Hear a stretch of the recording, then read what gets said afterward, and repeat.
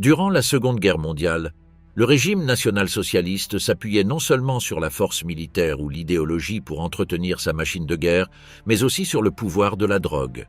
L'un des secrets les moins connus était l'utilisation généralisée de la pervitine, une forme de méthamphétamine distribuée aux soldats pour augmenter leur endurance, leur agressivité et leur capacité à se battre pendant des jours sans repos.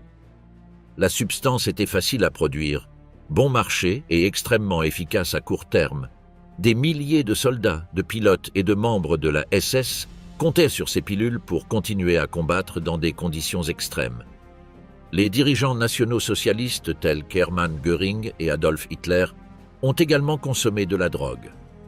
Göring est devenu accro à la morphine après avoir été blessé en 1923, tandis qu'Hitler, selon son médecin personnel Theodor Morell, utilisait des stimulants tels que la méthamphétamine, des analgésiques, des hormones et de la cocaïne nasale pour traiter la douleur et maintenir son énergie pendant les dernières années du Troisième Reich. Origine du vice. Le Blitzkrieg est le décret stimulant pour droguer les soldats.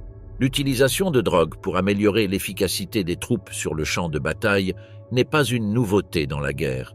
Depuis l'Antiquité, on peut observer des cas comme celui des berserkers, guerriers vikings aux performances dévastatrices au combat qui firent trembler Jules César lui-même. Ils entraient dans une frénésie et se battaient nus contre leurs ennemis, les mordant et les déchirant en morceaux de la manière la plus brutale. De nombreux historiens attribuent ce comportement à la consommation de champignons hallucinogènes ou de bières contaminées à l'acide lysergique, selon des récits remontant au XIIIe siècle. Il n'est pas étonnant que, près de 1000 ans plus tard, les armées germaniques aient perpétué cette tradition. Bien que certaines drogues, comme la cocaïne et le hashish, aient été largement utilisées à des fins médicales à l'Est comme à l'Ouest, nous savons aujourd'hui que les forces d'Adolf Hitler disposaient d'un narcotique très puissant qui les aidait sur le champ de bataille, la pervitine. Cette méthamphétamine produite par l'État a été délibérément administrée aux troupes lors de l'invasion de la Pologne et bien qu'elle ait amélioré les capacités physiques des hommes, elle a finalement provoqué un niveau de dépendance qui est devenu un problème pour le haut commandement. La Blitzkrieg, ou guerre éclair, fut la stratégie fondamentale pour réaliser cet exploit, et ses principaux protagonistes furent les tankistes des brigades Panzer. La tactique du Blitzkrieg n'était pas particulièrement élégante, mais elle était extrêmement efficace. Elle consistait à lancer des attaques rapides et dévastatrices avec un certain élément de surprise, tout en maintenant l'offensive jusqu'à épuisement des défenses ennemies. Après avoir capturé une ville ou un village, les pétroliers avançaient vers l'objectif suivant. Pour que la Blitzkrieg fonctionne, les soldats devaient sacrifier leur temps de repos, parcourir de longues distances la nuit et maintenir la concentration nécessaire pour optimiser leur visée et les temps de rechargement de leurs canons. Dans tout autre cas, cela semblerait impossible, et le fait que les nazis aient réussi l'exploit de capturer la Pologne en seulement 1 mois leur a valu la réputation de super soldats dotés de capacités surhumaines. Mais la vérité est que l'efficacité de la Blitzkrieg ne dépendait pas tant de l'excellent entraînement des troupes allemandes, et encore moins de la qualité de leurs chars légers, qui n'avaient pas encore le niveau impressionnant de leurs successeurs dans la famille Panzer. Le triomphe de l'Allemagne est dû au fait qu'Hitler cachait un atout dans sa manche, un élément clé qui avait été caché à l'histoire pendant des décennies et qui, une fois découvert, est devenu la pièce manquante du grand puzzle des prouesses guerrières d'Hitler. Il s'agit d'un dérivé de la méthamphétamine, une drogue capable de donner de l'énergie aux soldats pendant des jours, leur permettant de mener à bien une campagne qui aurait autrement été impossible. Bien que l'Allemagne ait forgé une grande tradition mécanique pendant la Seconde Guerre mondiale, au début de celle-ci, notamment lors des invasions de la Pologne et de la France, ces chars n'étaient pas parmi les plus puissants du continent. Des modèles tels que le Panzer III et le Panzer IV ont atteint leur pic de production à partir de 1942, tandis qu'entre 1936 et 1939, environ 40 unités ont été produites par mois. 2750 chars ont pris part à l'invasion de la Pologne, et bien que les chiffres exacts sur le nombre de chaque modèle déployé dans la campagne soient inconnus, on sait avec certitude que la majorité étaient des Panzer I et II légers, assistés d'une minorité de leurs frères de taille moyenne plus grands. Le nombre de véhicules dont disposait l'Allemagne était écrasant, mais elle devait frapper ses adversaires rapidement et de manière décisive pour que leur faiblesse ne devienne pas un problème. La seule façon d'éviter les contre-attaques qui mettraient en échec les brigades Panzer serait de ne jamais abandonner l'offensive. Ainsi est née la Blitzkrieg. Cependant, lorsque Adolf Hitler et ses généraux ont conçu le concept de Blitzkrieg, ils ont réalisé un détail qui était très difficile à résoudre. Pour que la Blitzkrieg fonctionne, l'avancée des troupes devait être implacable, dévastatrice et surtout constante. Si les armées étaient divisées en plusieurs petites garnisons, ou si des cibles simultanées étaient sélectionnées au cours d'une seule campagne, la stratégie devenait susceptible d'échouer. Tout le monde était d'accord sur le fait que la Wehrmacht ne pouvait être dissoute qu'en 2 fronts puissants et que la seule option était de supprimer les périodes de repos des troupes. C'est ainsi qu'Hitler a promulgué le décret sur les stimulants, une loi qui autorisait et encourageait l'utilisation de drogues, en particulier de méthamphétamine, sur le champ de bataille pour améliorer les performances des troupes. Et c'est là qu'apparut l'élément vedette qui permit au Blitzkrieg de fonctionner, la pervitine. Pervitine, la méthamphétamine nazie qui a causé la montée et la chute du Troisième Reich. La pervitine était une méthamphétamine, une drogue psychostimulante qui agissait sur les hormones adrénalines des personnes, éliminant le sommeil et procurant une sensation accrue de puissance physique et de concentration mentale. Il est important de noter qu'en 1939, ces types de drogues n'étaient pas illégales, car elles avaient été synthétisées peu après la Première Guerre mondiale.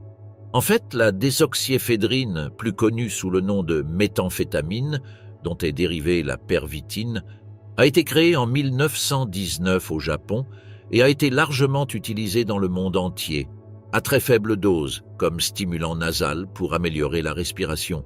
Bien sûr, à forte dose, les effets changent radicalement, en bien comme en mal. Les méthamphétamines étaient la pièce manquante pour que la Blitzkrieg fonctionne comme Hitler et ses généraux le souhaitaient. Sous l'influence de la pervitine, les tankistes pouvaient rester jusqu'à 72 heures sans dormir, en conservant leur concentration, leur visée et leur maniabilité. Et même s'immerger beaucoup plus facilement dans l'adrénaline de la bataille, car ils se croyaient tout-puissants. De cette façon, un groupe d'infanterie accompagné de plusieurs brigades Panzer pouvait entrer dans une ville, la capturer complètement en 1 ou 2 jours et entreprendre un voyage sans escale vers son prochain objectif. De cette façon, les Allemands ont trouvé leurs adversaires sans protection, même sans élever leur défense, puisqu'ils pouvaient arriver avant même la nouvelle de la chute de la ville précédente, de comprimés de pervitine à leurs troupes au début de l'invasion de la Pologne, la plupart à des pétroliers et à des fantassins. L'efficacité impressionnante des forces d'Hitler leur a non seulement permis de prendre le contrôle d'un pays entier en 28 jours, mais elles ont également réussi à impressionner Winston Churchill, qui coordonnait les défenses alliées dans les pays du front occidental. Churchill ne pouvait pas comprendre comment les pétroliers allemands parvenaient à parcourir des kilomètres en une seule journée, sans s'arrêter pour faire le plein, et était pourtant capable de porter des coups mortels aux défenses qu'ils rencontraient. L'effet psychologique de l'omnipotence du Blitzkrieg fut brutal pour l'Europe, qui ne put rien faire d'autre que regarder passivement une vague incessante d'acier avancer vers l'ouest, consumant chaque ville sur son passage. Mais la magie de la pervitine n'était pas éternelle, et même si elle offrait d'énormes avantages, une fois la poussée d'adrénaline dissipée, elle avait d'énormes conséquences sur la santé physique et mentale des soldats. Les hommes se sont effondrés, épuisés après avoir poussé leur corps à ses limites pendant près d'1 semaine, et ont dû passer des jours à se remettre comme s'ils souffraient d'une maladie. De plus, la chaîne d'approvisionnement en médicaments devait être très efficace, car en cas de défaillance, ceux qui cessaient de recevoir leur dose souffriraient de symptômes de sevrage intense. L'inconfort physique et mental, l'anxiété, les accès de violence et même les épisodes psychotiques associés à une fatigue extrême, à de la diarrhée et à des vomissements sont quelques-uns des effets que l'absence de pervitin a provoqués au fur et à mesure de la progression de la campagne. En 1940 et l'année suivante, l'Allemagne a intensifié sa production de méthamphétamine, mais le coup porté à ses forces, qui ne pouvaient plus fournir de pilules, a fait que les coûts à long terme ont dépassé les bénéfices du début de l'offensive. La société allemande elle-même était devenue dépendante de la pervitine, et dans les cas où l'on tentait de la distribuer de manière contrôlée et réduite, de grandes rébellions ont eu lieu dans les casernes, et même un marché noir a été généré, jusqu'à ce que les autorités du parti nazi décident d'annuler la production pour contenir tous ces problèmes. Le super médicament DIS, le cocktail impressionnant pour créer des super soldats qui remplaceraient la pervitine. En 1941, certains ont essayé de mettre un terme à la distribution de pervitin, mais la mesure n'a pas eu beaucoup de succès, et vers la fin de la guerre, on a cherché quelque chose de plus puissant. Les méthamphétamines, bien qu'elles aient eu une réputation curieuse au sein du Troisième Reich, car elles étaient publiquement condamnées, mais ensuite distribuées aux soldats, s'étaient révélées précieuses lorsque l'armée en avait besoin en période de morale élevée. En 1944, avec l'avancée des Alliés, la situation était complètement différente. L'Allemagne nazie avait plus que jamais besoin de ses super soldats, et plusieurs pharmacologues ont commencé à développer un nouveau médicament, un améliorateur de performance expérimentale pour une Wehrmacht qui perdait des hommes à un rythme insoutenable. C'est ainsi que sont nés plusieurs composés, nommés en code avec la lettre D pour droge et qui ont connu 10 itérations entre DI et DX. Le pharmacologue Gerhard Orzechowski et un groupe d'autres chercheurs ont été chargés à Kiel de développer ce médicament. Ils ont développé une formule qui contenait dans chaque comprimé 5 mg d'oxycodone, 5 mg de cocaïne et 3 mg de méthamphétamine pervitin.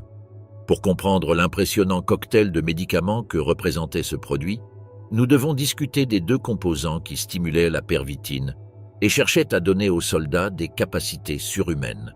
L'oxycodone est un médicament à libération prolongée de la famille des opioïdes, utilisé pour le traitement des douleurs modérées à sévères. Il crée une forte dépendance et génère souvent ce que l'on appelle une dépendance physique, ce qui en fait une drogue fréquemment consommée. Le soulagement de la douleur commence généralement dans les 15 minutes et dure jusqu'à 6 heures avec la formule à libération immédiate, bien que la formule à libération prolongée puisse durer plus longtemps, réduisant ainsi le soulagement. Aujourd'hui, il est souvent vendu en association avec du paracétamol, de l'ibuprofène, de la naloxone, de la naltrexone et de l'aspirine, mais au milieu du XXe siècle, il était encore utilisé sous forme injectable, qui en grande quantité soulageait non seulement les douleurs intenses, mais générait également une poussée d'adrénaline, similaire à celle de la cocaïne. L'oxycodone a été fabriqué pour la première fois en Allemagne en 1916 à partir de thébaïne, dans le cadre des efforts visant à guérir les blessés de la Première Guerre mondiale ou à soulager les maux des anciens combattants. Les effets secondaires courants comprennent l'euphorie, la constipation, les nausées, les vomissements, la perte d'appétit, la somnolence, les étourdissements, les démangeaisons, la bouche sèche et la transpiration. Cependant, les effets secondaires graves peuvent inclure l'addiction, la dépendance, l'agressivité, la manie ou la dépression, les hallucinations, l'hypoventilation, la gastroparésie, la bradycardie et l'hypotension. Les personnes allergiques à la codéine peuvent également être allergiques à l'oxycodone. Parmi ces problèmes, qui touchaient les soldats nazis, figurait le syndrome de sevrage aux opiacés en cas d'interruption de la consommation. La cocaïne, appelée à l'origine benzoylméthylgonine, selon son nom commun international, est un alcaloïde tropanique et un puissant stimulant, actuellement utilisé principalement comme drogue récréative. Les effets mentaux qu'elle provoque comprennent la perte de contact avec la réalité, l'agressivité, une vigilance accrue et une manie de persécution, un sentiment intense de bonheur et une agitation psychomotrice. Les symptômes physiques comprennent une fréquence cardiaque rapide, de la transpiration et des pupilles dilatées. Des doses élevées peuvent provoquer une hypertension artérielle et une augmentation de la température corporelle. Les effets commencent quelques secondes après la consommation et durent entre 5 et 90 minutes. Bien que sa consommation soit aujourd'hui illégale dans la plupart des pays du monde, au début du XXe siècle, c'était un médicament assez courant, à tel point que dans certains pays européens, il était utilisé comme tonique et que des figures psychologiques, comme Sigmund Freud, l'utilisèrent dans le cadre de leur traitement et comme antidépresseur. L'action stimulante de la cocaïne provient principalement de sa capacité à inhiber la recapture des neurotransmetteurs noradrénaline, sérotonine et surtout dopamine dans les synapses cérébrales.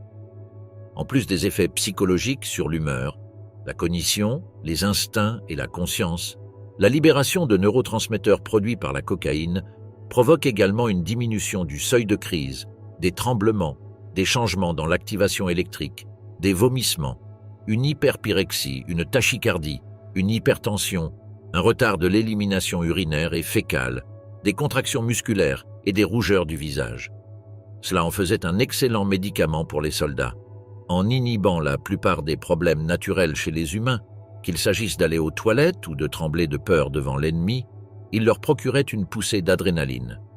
Cependant, comme la pervitine, l'usage répété de cocaïne a produit une tolérance et une dépendance, de sorte que les symptômes de sevrage sont devenus de plus en plus fréquents. Maintenant que vous connaissez les 3 drogues, imaginez ceci: un cocktail mélangeant de la pervitine, de la cocaïne et de l'oxycodone en grande quantité, injecté directement à un soldat psychologiquement instable après 5 ans de guerre ininterrompue. Qu'est-ce qui pourrait mal se passer? Les effets de ce médicament étaient brutaux, mais ils ont atteint leur objectif. Ceux qui l'ont reçu sont devenus des machines de pure puissance, immunisées contre la douleur. Vous pourriez tirer un coup de fusil directement dans la jambe d'un soldat injecté et pendant quelques heures, le soldat injecté au D9 continuerait à courir et à se battre comme s'il était piqué par un moustique. Mais malgré son grand pouvoir, il s'accompagnait également de nombreux effets secondaires. La drogue a provoqué une paranoïa grave et une altération de la santé mentale chez les consommateurs, se manifestant principalement par une déconnexion de la réalité, ce qui était très dangereux pour quelqu'un armé d'une mitraillette. C'est pourquoi les scientifiques qui ont développé le projet D ont d'abord testé les produits sur un groupe de travailleurs forcés, extraits du camp de concentration de Sachsenhausen. Un groupe d'études a reçu une dose de ce médicament miracle et a découvert qu'il était capable de marcher jusqu'à 88 km sans se reposer tout en transportant des colis de 20 kg. Si l'on ne tient pas compte des effets indésirables, le D9 était véritablement un miracle de la science moderne. Il est important de noter que ces sujets de test étaient des prisonniers qui avaient y passé des années dans des conditions de vie inhumaines, affaiblis, affamés et battus. Cela a conduit les scientifiques à penser que le D9 serait encore plus efficace lorsqu'il serait injecté à des soldats allemands en bonne santé, bien nourris et soumis à un régime de repos qui réduirait les effets psychologiques. Mais le super médicament n'a été testé que sur quelques membres d'équipage de quelques sous-marins nains, car la guerre s'est terminée avant que le D9 ne soit mis en circulation parmi le reste de la Wehrmacht. Bien que les marins nazis aient fait preuve d'une plus grande résilience que les prisonniers de Sachsenhausen, les effets néfastes ont persisté. Un groupe est resté éveillé, plein d'énergie pendant 24 heures, en chantant des chansons et en travaillant d'arrache-pied. Mais après cette période, il s'évanouissait, perdant connaissance pendant une longue période. La chute du Reich a stoppé le développement de la version suivante, le DX, bien que les historiens affirment que la récupération de ce médicament faisait partie de l'opération Paperclip, les efforts alliés pour rechercher et récupérer la technologie et la science créées par l'Allemagne nazie. Escadron Léonidas, les pilotes kamikazes nazis créés par la drogue et le conditionnement mental. Le mot kamikaze évoque souvent l'image d'un Japonais prêt à donner sa vie pour l'empereur Hirohito en écrasant son avion sur un porte-avions américain en criant « Banzai !» Mais les pilotes kamikazes de la Seconde Guerre mondiale étaient également blonds et avaient la nationalité allemande. La Luftwaffe nazie cherchait à renverser le cours de la guerre alors que les bombardements alliés sur le territoire allemand étaient incessants en 1944 et 1945. Pour y parvenir, elle opta pour une nouvelle tactique. Utiliser ses propres chasseurs pour s'écraser dans les airs sur les grandes forteresses américaines, les B-24 Liberator qui rugissaient au-dessus de l'Allemagne avant de larguer leur cargaison mortelle sur une population qui endurait une agonie prolongée, comme s'il s'agissait d'une punition biblique. L'armée de l'air allemande fut discréditée et surtout grandement affaiblie par la perte d'avions et de ses meilleurs pilotes. Une action urgente était nécessaire et Hermann Göring entendit une initiative audacieuse du jeune colonel Hajo Hermann, qui proposa d'envoyer des centaines de Messerschmitt Me-109 pour percuter les avions ennemis en plein vol. L'idée n'était pas nouvelle car quelque temps auparavant, certains fanatiques nazis comme la pilote Anna Reitsch et le chef de commando SS Otto Skorzeny avaient déjà proposé d'imiter les kamikazes japonais en créant une unité de hommes jetables qui tenterait d'arrêter les bombardiers américains. Hitler a d'abord rejeté cette mesure, la jugeant inutile, et a proposé de créer des planeurs sans pilote, des drones primitifs.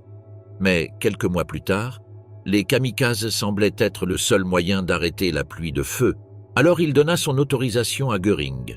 Le 7 mars 1945, un groupe de combat spécial fut formé, appelé Sonderkommando Elbe, car son quartier général était situé dans une zone proche de cette rivière. Ces hommes seraient chargés d'accomplir une mission sans précédent sur le champ de bataille européen, utiliser le suicide comme arme. 2000 volontaires ont initialement rejoint l'unité pour sauver le pays, mais seulement 300 ont finalement été sélectionnés. Ce chiffre n'était pas une coïncidence. Pour donner un sens épique au sacrifice, Göring a utilisé l'histoire des 300 Spartiates morts en défendant Sparte contre 1 million de Perses aux Thermopyles. D'où le nom de l'unité, l'escadron Léonidas. Ils furent confinés à la base aérienne de Stendal, près de la ville de Magdebourg. Bien qu'ils étaient destinés à mourir, la Luftwaffe, il a dit aux soldats qu'ils avaient 10% de chances de survie. Il s'agissait de jeunes de 18 à 21 ans, optimistes comme leur âge l'exigeait, qui ne pensaient pas qu'ils allèrent mourir. Ils espéraient avoir une chance de sauter quelques secondes avant l'impact. Les conséquences des bombardements alliés, notamment sur les proches, les enfants, les femmes et les personnes âgées, ont fait ressortir leurs sentiments patriotiques. Ils devaient faire quelque chose. La plupart de ces pilotes manquaient d'expérience de combat et devaient donc suivre 10 jours de formation aux techniques d'approche et d'épronnage en vol. Cependant, ils n'avaient pas beaucoup de ressources pour cette formation, pas même de carburant pour un vol d'essai ou de pièces qui leur permettraient d'inspecter l'avion avant de voler. Cependant, ils n'avaient pas besoin d'un entraînement excessif, car le mécanisme d'attaque était très simple. Tout ce qu'ils avaient à faire était de percuter les bombardiers géants alliés par l'arrière, depuis la position 6 heures, dans la terminologie du combat aérien, et de briser la queue du bombardier avec leur hélice en acier, rendant le stabilisateur vertical inutile et détruisant ainsi sa manœuvrabilité. Cependant, dans la phase théorique, d'autres méthodes d'épronnage ont également été développées qui conseillaient de frapper l'aile dans la section la plus proche des moteurs ou de traverser les formations ennemies en tirant sur tous ses membres, et enfin de dépasser les B-24 pour ensuite tourner brusquement et s'écraser violemment dans le cockpit de l'avion de tête, agissant comme des béliers qui couperaient les ailes et la structure en acier et en aluminium de l'avion allié. Dans ces situations, les pilotes devaient être très précis car ils n'avaient qu'une fraction de seconde pour atteindre la cible. Ils ont été rejetés car ils étaient considérés comme compliqués. Mais à mesure que le premier engagement de l'unité Léonidas approchait, la volonté des pilotes commença à faiblir et les autorités nazies décidèrent d'utiliser une stratégie de conditionnement mental pour les préparer au combat. Pour ce faire, ils ont utilisé toutes les drogues disponibles, la pervitine, la cocaïne, les opiacés, tout sauf le déneu. On leur a également donné de l'alcool, on les a encouragés à chanter des chants patriotiques ou de combat et on leur a montré des défilés. L'escadron Léonidas a chargé ses avions cercueils jusqu'au cou de stimulants. Ils ont même eu droit à un dernier souper, où ils ont pu profiter d'un banquet à la carte. Les coordonnées de la cible leur ont été communiquées par radio alors qu'ils étaient déjà dans les airs. Une marche militaire animait leur voyage, interrompue seulement par un message leur rappelant de penser aux femmes et aux enfants écrasés sous les ruines. La radio de l'avion répétait dans leurs oreilles, à travers leurs écouteurs, « Vous n'êtes rien, les gens sont tout ». Le 7 avril 1945 fut le jour choisi pour la première attaque, bien que seulement 180 chasseurs furent mobilisés pour être envoyés contre une force de 1300 bombardiers et 800 chasseurs d'escorte se dirigeant vers Dezhou. La guerre était pratiquement perdue et il y avait peu de chances que l'issue change. Une fois en l'air, ils devaient repérer leur cible et se positionner au-dessus d'elle, comme un requin qui a localisé sa proie. Il ne leur restait plus qu'à pousser le manche de direction de leur ME, un 09 de 2700 kg, et à plonger dans la formation alliée. Heinrich Henkel fut responsable du lancement de l'attaque réussie, abattant le bombardier de tête et tuant 8 des 11 membres d'équipage. Il a même eu le temps de sauter avant que son Messerschmitt ne se désintègre. Après Henkel, d'autres kamikazes ont percuté les B-24 la queue, la première à plus de 650 km/h, utilisant leurs hélices et leurs ailes comme des tronçonneuses. En théorie, c'était la méthode la plus efficace pour détruire un avion ennemi, car les tirs des artilleurs des forteresses volantes ne pouvaient pas arrêter l'impact. Mais après 45 minutes de combat, les résultats n'étaient pas ceux escomptés. Des 180 pilotes qui ont décollé pour mener à bien l'opération, environ 60 sont retournés à la base en raison de problèmes mécaniques et on estime que 47 ont été abattus par les Américains avant d'atteindre leur cible. Seuls quelques-uns ont réussi. Bien que le retour ou non des avions à la base n'ait pas d'importance, certains kamikazes, comme Henkel, ont survécu car plusieurs impacts n'étaient pas totaux, mais coupèrent simplement les ailes des bombardiers, perdant également les ailes de leurs avions.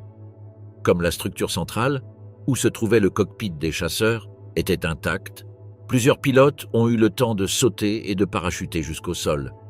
La victoire stratégique que le colonel Hermann souhaitait remporter n'était rien d'autre qu'une illusion. Malgré cela, l'armée de l'air américaine a dissimulé ce qui s'était passé et n'a jamais admis que les collisions avaient été intentionnelles.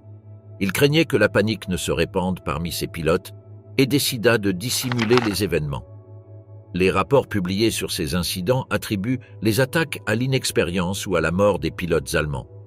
En revanche, dans l'Allemagne nazie, la propagande a transformé les pilotes qui composaient cet escadron de la mort en héros légendaires. Goebbels a écrit dans son journal « Le succès de la mission n'a pas été à la hauteur des espérances. Nos avions n'ont pas atteint le résultat escompté, mais nous ne devons pas oublier qu'il ne s'agit que d'une première tentative et que nous devons continuer à perfectionner l'expérience. » Cependant, à notre connaissance, une mission similaire contre des bombardiers n'a jamais été répétée. Le royaume dopé, la toxicomanie choquante d'Adolf Hitler. Au fil des ans, Adolf Hitler a été dépeint comme un homme en bonne santé qui suivait un régime végétarien et maintenait des normes de vie extrêmement élevées. Il existe cependant une autre histoire qui s'est penchée sur le mythe de la santé impeccable du Führer et a enquêté sur les maladies possibles, à la fois physiques et psychologiques, qui ont tourmenté le dirigeant de l'Allemagne nazie tout au long de sa vie. En fait, la psychopathographie d'Adolf Hitler peut être soulignée comme une branche à part entière dans les études sur la Seconde Guerre mondiale, ainsi que dans les recherches sur la maladie de Parkinson, la toxicomanie et d'autres problèmes que le plus grand représentant du national-socialisme a présentés au cours de ces dernières années. La vérité est que, lorsque nous parlons d'Hitler et de sa santé, il existe de nombreux débats historiques, médicaux et psychiatriques qui se contredisent et propose toutes les possibilités du spectre, depuis l'idée que le Führer a joui d'une excellente santé tout au long de sa vie, jusqu'à ceux qui prétendent qu'il était un individu profondément malade, souffrant même de troubles bipolaires ou de psychopathie, et qu'il survivait quotidiennement grâce à la cocaïne, aux méthamphétamines et même au sperme de cheval.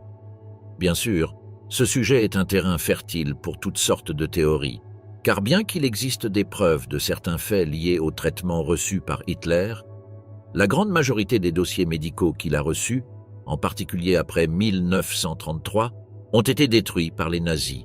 Le fait que la santé du Führer fût en soi un secret d'État alimente l'idée que le génocidaire n'était pas, comme le prétendaient ses partisans, l'image même de la santé. Mais nous commencerons par le côté plus léger, les problèmes physiques qu'Hitler a pu avoir, et plus tard nous nous pencherons sur des études psychopathologiques qui suggèrent des conditions spécifiques telles que le trouble bipolaire ou la schizophrénie. Dans sa jeunesse, jusqu'à la Première Guerre mondiale, Hitler ne présenta pas de problèmes physiques particuliers, au-delà d'une alimentation très pauvre, qu'il allait plus tard changer en un régime strictement végétarien, en plus d'une certaine flacidité due au manque d'exercice physique, produit de l'intérêt du jeune Adolphe pour les pratiques sédentaires et l'art. La seule rumeur qui existait est qu'il souffrait de monorchidie, c'est-à-dire qu'il n'avait qu'un seul appareil génital. Cependant, ces affirmations furent plus tard démenties par le médecin du Führer lui-même après la Seconde Guerre mondiale, qui, interrogé par les Américains, affirma que le scrotum du dirigeant était en parfait état. Curieusement, L'un des rares éléments de preuve médicale d'Adolf Hitler qui nous soit parvenu et qui ont servi à confirmer que les restes retrouvés par les soviétiques à l'extérieur de la chancellerie lui appartenaient sont des dossiers dentaires, notamment des radiographies. C'était parce que le Führer avait un penchant pour le sucré et adorait manger des sucreries. Plusieurs témoins ont affirmé à plusieurs reprises que le génocidaire pouvait éviter de toucher à son déjeuner, mais qu'il dévorait ensuite plusieurs tranches de gâteau en quelques bouchées. Bien sûr, cela a entraîné des caries constantes, donc les soins dentaires ont été stricts jusqu'au dernier jour de sa vie. Il y avait également des documents suggérant qu'Hitler avait contracté la syphilis entre la fin de la Première Guerre mondiale et son accession au poste de chancelier d'Allemagne, une maladie dont il était porteur asymptomatique jusqu'en 1937, date à laquelle il a consulté son médecin en raison de l'apparition de certaines affections. L'insomnie, des maux de tête constants et des étourdissements ont tourmenté la vie adulte du Führer, selon le docteur Felix Kersten, qui a affirmé qu'un rapport de 27 pages sur l'affaire existait, mais qu'il avait été dissimulé et détruit par Martin Bormann, chef du parti nazi. C'était parce que la syphilis était une maladie généralement associée aux bidonvilles, aux prostituées, aux toxicomanes ou aux ivrognes, donc Hitler évitait soigneusement de s'associer à cette maladie. Bien qu'il soit impossible de confirmer ou d'infirmer l'existence de la syphilis, le Führer avait une relation étroite avec la drogue. La seule pour laquelle il existe des preuves s'appelle Pervitin, une méthamphétamine largement consommée en Allemagne et produite par l'État lui-même, qu'il a distribuée parmi les soldats et les officiers nazis. À cette époque, bien sûr, les méthamphétamines n'étaient pas illégales. Ils avaient été découverts récemment et étaient pris comme toniques pour renforcer le corps et soulager la douleur, bien qu'ils soient devenus extrêmement addictifs car ils créaient une forte dépendance chimique dans le corps. Une autre figure controversée dans la vie d'Hitler était le docteur Theodor Morell, le médecin personnel qui a soigné le Führer jusqu'au jour de son suicide. Hermann Göring, chef de la Luftwaffe, appelait Morell « chancelier Nidl », car il pensait que le médecin avait un penchant particulier pour la prescription de médicaments, de vitamines et d'injections en quantités excessives. Il existe des rumeurs selon lesquelles Morell aurait injecté du sperme de taureau à Adolf Hitler dans le but d'éliminer la fatigue du corps du Führer. Le médecin est rapidement devenu célèbre dans toute l'Allemagne pour ses traitements alternatifs et il a également promu la cocaïne comme palliatif pour les maladies les plus courantes. Bien qu'Hitler ait recommandé son médecin personnel à l'ensemble des dirigeants du parti nazi, personne ne voulait voir Morell en raison de sa renommée et de sa mauvaise hygiène personnelle. Cependant, il existe de nombreux débats sur la question de savoir si ce sont les traitements de Morell ou un problème neurologique qui ont conduit à la détérioration spectaculaire de la santé d'Hitler à partir de 1944, une période dont subsistent encore des vidéos dans lesquelles le Führer montre les débuts de la maladie de Parkinson.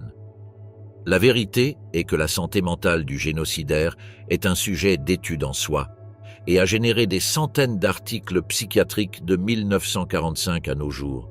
De nombreux professionnels ont affirmé qu'Hitler souffrait de maladies mentales depuis son plus jeune âge. Certains ont proposé ceux qui génèrent un trouble de la personnalité, comme la bipolarité, la schizophrénie ou l'hystérie. Ces hypothèses découlent du fait que le leader nazi était parfois doté d'une énergie débordante, chargée de violence, par exemple lors de ses discours, alors que d'un autre côté, dans ses relations interpersonnelles ou avec ses proches, il apparaissait comme une personne très calme, agréable, voire douce. Les opposants à ces théories soutiennent que les actions d'Hitler étaient une leçon qu'il avait apprise du dictateur Benito Mussolini, qui lors de ses déclarations publiques se présentait presque comme un acteur d'opéra, criant à tue-tête et gesticulant de tout son corps. En fait, il existe des photographies documentaires qui montrent Hitler debout devant un miroir, répétant les gestes qu'il ferait pendant ses discours, en utilisant des tests d'éclairage et de costume. Certains philosophes ont également souligné qu'Hitler n'était pas fou, mais qu'il faisait le mal avec raison, ce qui signifie que, bien qu'étant une personne ayant la même santé mentale que n'importe qui d'autre, il a simplement choisi la voie de la cruauté. Ce qui est indéniable, c'est qu'Hitler souffrait de mégalomanie, définie comme un trouble de la personnalité caractérisé par une personne ayant des idées de grandeur, de sorte qu'elle peut mentir, manipuler ou exagérer certaines situations ou personnes afin d'atteindre ses objectifs. Cela ne se reflétait pas seulement dans la façon dont le Führer parlait, ou dans le fait qu'il appelait son gouvernement le Troisième Royaume, ou qu'il construisait des armes pharaoniques de la taille d'immeubles de 4 étages, mais ses projets de reconstruire Berlin à l'image de la Rome de Jules César, avec son palais comme centre de la ville, montraient qu'il ne se voyait pas seulement comme un leader, mais comme une figure proche d'un dieu. La terrible dépendance à la morphine de Hermann Göring. En 1945, alors que les vestiges de l'Allemagne nazie s'effondraient dans les derniers jours de la Seconde Guerre mondiale en Europe, Hermann Göring se rendit aux forces alliées. Le bras droit d'Hitler, un homme qui avait exercé un pouvoir presque illimité au cours des 12 dernières années, transportait avec lui 49 valises remplies d'œuvres d'art et de trésors pillés. Parmi les possessions de Göring se trouvaient 2 valises contenant plus de 20 000 pilules de paracodine, un antihistaminique dérivé de l'opium aux effets analgésiques. Göring avait des antécédents connus de dépendance débilitante à la morphine, qu'il avait contraint à un internement involontaire plusieurs décennies plus tôt. Ceci, combiné au fait que d'autres nazis le considéraient comme un esclave de sa dépendance, a permis à ses contemporains et aux historiens de considérer Göring comme un toxicomane. Le premier souvenir de Göring est celui d'avoir frappé sa mère au visage avec ses 2 poings alors qu'elle venait le serrer dans ses bras après une absence prolongée, à l'âge de 3 ans. Des décennies plus tard, il riait encore en repensant à ce souvenir lorsqu'il racontait cette histoire au docteur G.M. Gilbert, son psychologue de prison attitré pendant les procès de Nuremberg. Ce cocktail enivrant d'agressivité naturelle et d'exubérance le définirait pour le reste de sa vie, notamment parce qu'il développa une passion pour tout ce qui est militaire et guerrier dès son plus jeune âge. Adolescent, il a développé une vie imaginaire riche et vivante, qui brouillait parfois les distinctions entre réalité et fantaisie. Il avait souvent des visions extrêmement fortes de châteaux s'animant de personnages médiévaux, de chars romains traversant le paysage, et peut-être de là développa-t-il une sorte d'insensibilité au danger. À 2 reprises au cours de son adolescence, il a frôlé la mort, une fois à cause d'une avalanche imminente et une fois à cause d'une chute sur une barque, mais il n'y a jamais pensé, Göring ne croyant pas qu'un quelconque mal puisse lui arriver, comme s'il était surnaturellement protégé de la mort. Au début de la Première Guerre mondiale en 1914, il est envoyé sur le front occidental comme lieutenant dans un régiment d'infanterie. Avide de gloire, il devient pilote, d'abord sur avion de reconnaissance, devenant le premier aviateur allemand à emporter une mitrailleuse dans un avion, puis pilote de chasse en octobre 1915. Pilote talentueux, virtuose et téméraire, il a bâti 28 autres avions durant la guerre. Bien qu'il ait reçu une grave blessure à la hanche lors d'un engagement qui a laissé 60 trous de balles dans son avion et l'a forcé à quitter le service pendant presque 1 an, il est retourné au combat dès qu'il a pu. En 1918, il reçut la distinction. Pour le mérite, la plus haute distinction militaire que l'Empire allemand pouvait décerner, non pas pour un acte de bravoure exceptionnel, mais pour un courage soutenu au combat. Peu de temps après, il fut placé à la tête de l'escadron personnel de Manfred von Richthofen, le légendaire Baron Rouge, après que le célèbre As allemand fut tué au combat. La Première Guerre mondiale avait donné à Göring le plus grand prestige que sa nation pouvait accorder à un officier militaire, et c'est peut-être pour cela qu'il réagit si violemment à sa fin. Lorsqu'il apprit l'armistice du 11 novembre 1918, il ordonna avec colère à son escadron d'atterrir en catastrophe autant d'avions que possible pour éviter qu'ils ne tombent aux mains de la Triple Entente et promit sombrement à ses collègues officiers « Notre heure viendra à nouveau ».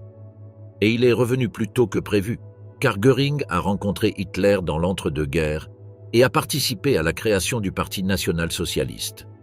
Après la Seconde Guerre mondiale, Göring a déclaré qu'il n'avait pas été attiré par le parti à cause d'Hitler en particulier, mais parce qu'il voyait un grand avenir dans le petit parti et qu'il croyait qu'il pourrait devenir un homme politique important grâce à lui. En fait, il avait déjà tenté de former son propre parti révolutionnaire, mais il s'était rendu compte qu'il n'avait aucun talent pour cela, ce qui suggère qu'il a rejoint le parti nazi en grande partie pour son propre avancement. De son côté, Hitler était ravi que le célèbre héros de guerre rejoigne les rangs nazis. Presque immédiatement, Göring fut promu au plus haut niveau du parti et placé à la tête de la Sturmabteilung, une organisation paramilitaire volontaire de jeunes hommes formés et engagés dans l'usage de la violence, dont la mission était de faire du parti le maître des rues. À la fin de 1923, Hitler commençait à s'impatienter. Convaincu que le gouvernement local bavarois était faible et vulnérable, le parti nazi tenta un coup d'État rapide, bâclé et mélodramatique dans la brasserie Bürgerbräukeller de Munich. Avec Göring, le reste des dirigeants nazis et 3000 soldats d'assaut SA, Hitler marcha sur le ministère de la guerre de Munich le 8 novembre 1923. La violence éclata bientôt lorsque les soldats d'assaut et la police locale échangèrent des coups de feu. Et lors de l'altercation, Göring, marchant à la tête de la foule, fut abattu. Alors que le chaos éclatait dans les rues et que le sang jaillissait de la blessure de Göring, il fut traîné dans un magasin de meubles où la femme du propriétaire juif l'aida à soigner ses blessures. De là, les nazis l'ont emmené clandestinement à la clinique du professeur Alwin Ritter von Ach, où sa blessure a été nettoyée et bandée. Quelques jours plus tard, Hitler étant arrêté par la police, Göring et sa femme traversèrent la frontière vers l'Autriche. 3 semaines après sa blessure, Göring, un fugitif aux ressources limitées, ne recevait toujours pas de soins adéquats. Sa femme l'a finalement emmené dans un hôpital d'Innsbruck où il a subi plusieurs opérations pour retirer des fragments de balles, enlever la saleté de la rue incrustée dans les muscles de sa cuisse et drainer l'horrible quantité de pus présente dans la plaie.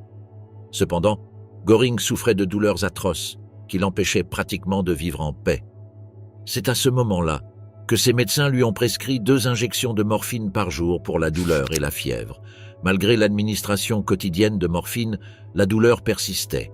Göring a finalement été libéré de l'hôpital d'Innsbruck, mais à ce moment-là, il semblait avoir développé une dépendance à la morphine, car lorsqu'il s'enfuit en Italie peu de temps après, on remarqua qu'il était maintenu sur pied par la morphine.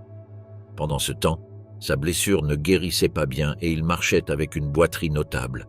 De 1924 à 1925, Göring perdit sa silhouette juvénile et commença à développer l'embonpoint qui le caractériserait plus tard.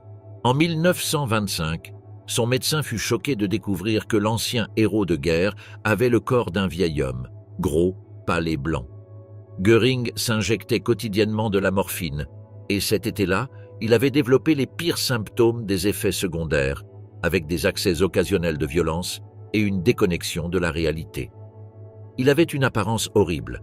Le jeune officier élégant et beau de 1918 était devenu un invalide pâle et bouffi.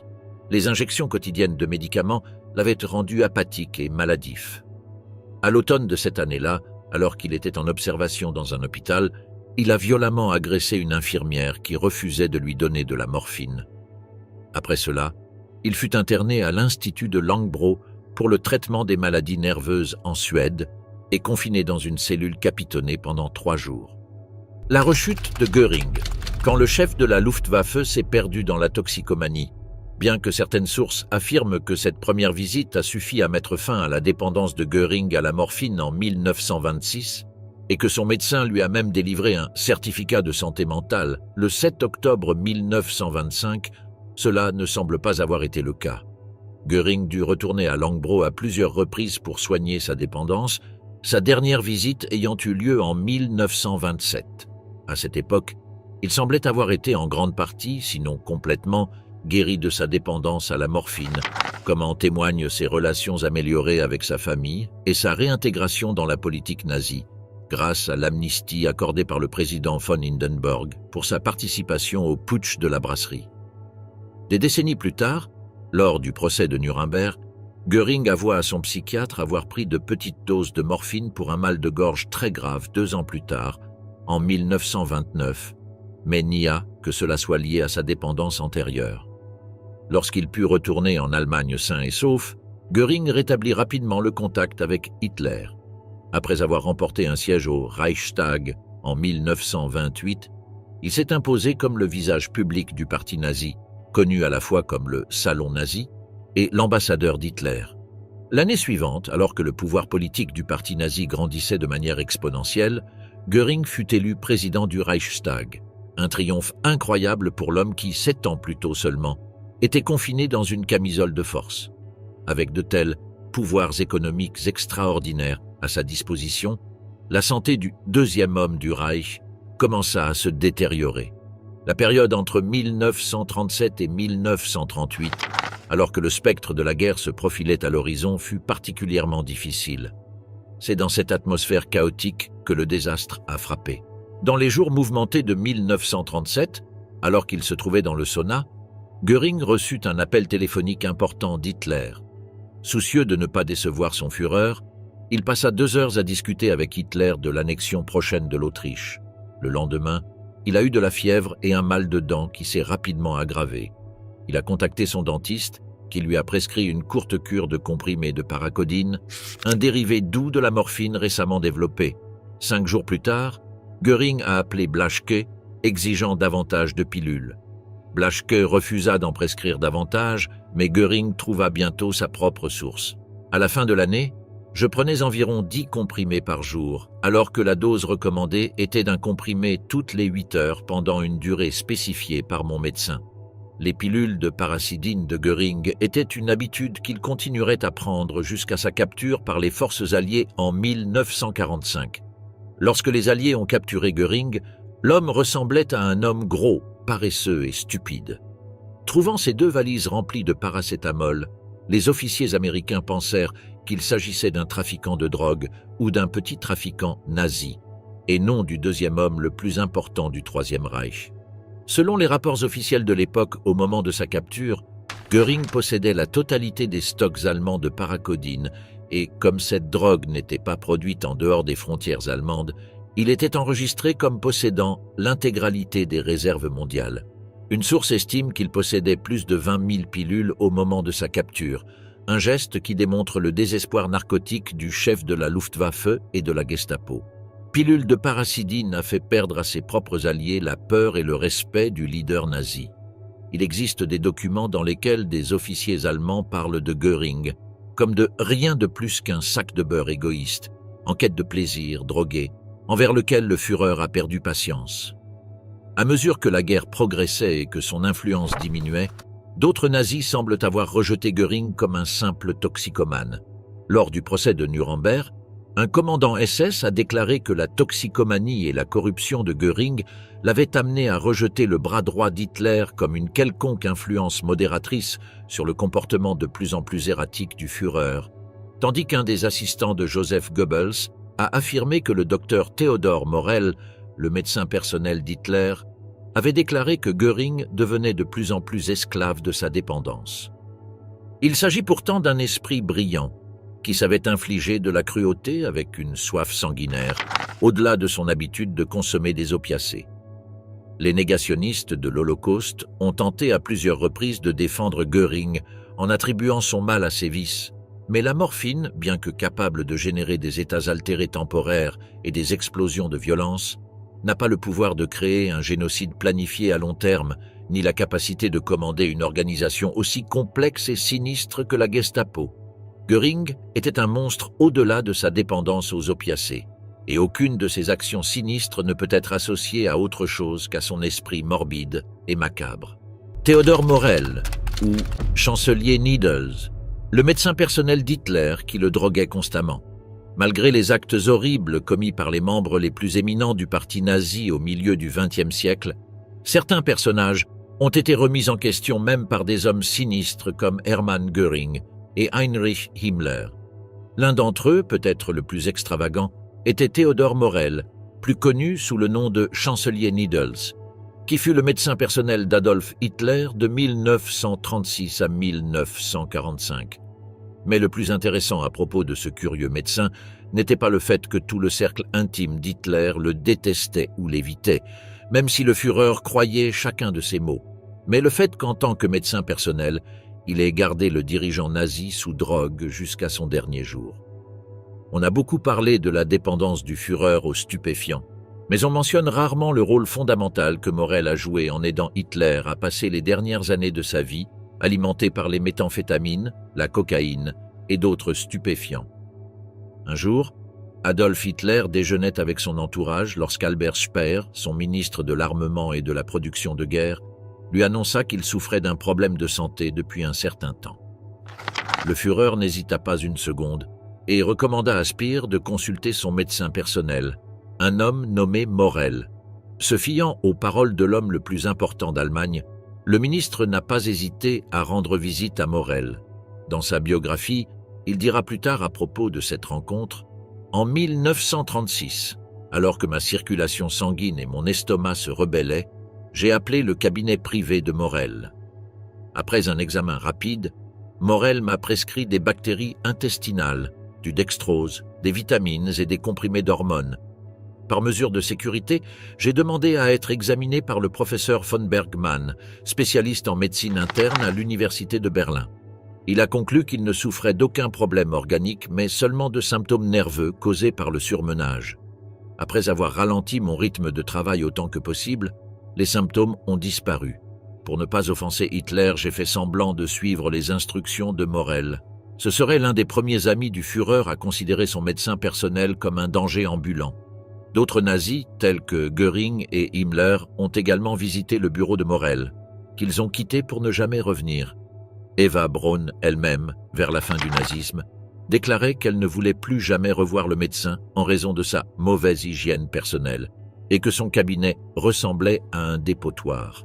Certains, après la fin de la Seconde Guerre mondiale, sont allés plus loin, affirmant même que Morel avait utilisé Hitler comme cobaye pour ses expériences personnelles. Mais qui était ce personnage mystérieux? Théodore Morel est né en 1886 et a étudié la médecine dans les villes françaises de Grenoble et de Paris. Plus tard, en 1910, il se spécialise en obstétrique et gynécologie à Munich. Il a servi comme médecin sur le front pendant la Première Guerre mondiale, puis s'est installé à Berlin, où il a exercé de manière indépendante et a acquis une certaine influence. En tant que professionnel, Morel était reconnu par des personnalités telles que le Shah de Perse et le roi de Roumanie, deux monarques qui souhaitaient que l'homme devienne leur médecin personnel. Mais le médecin avait d'autres projets et il préférait rester dans son pays. On sait peu de choses sur la vie de Morel dans l'entre-deux-guerres, mais il a lui-même affirmé avoir étudié la biologie avec le lauréat du prix Nobel Ilya Mechnikov, en plus d'enseigner dans les universités les plus prestigieuses d'Allemagne. Bien que Morel se soit lui-même qualifié de professeur, rien de tout cela n'a jamais été confirmé. En 1933, Morel rejoint le parti nazi, plus par nécessité que par désir. Bien qu'il se révèle plus tard être un grand admirateur d'Hitler, à cette époque, tous ses clients étaient juifs. L'arrivée au pouvoir du Führer laissa le médecin pratiquement sans emploi, et il dut chercher refuge dans le national-socialisme pour récupérer ses revenus. C'était vraiment la meilleure décision qu'il pouvait prendre. En très peu de temps, il devient l'un des médecins les plus respectés de Berlin et, en 1936, il soigne Heinrich Hoffmann, le photographe personnel d'Hitler.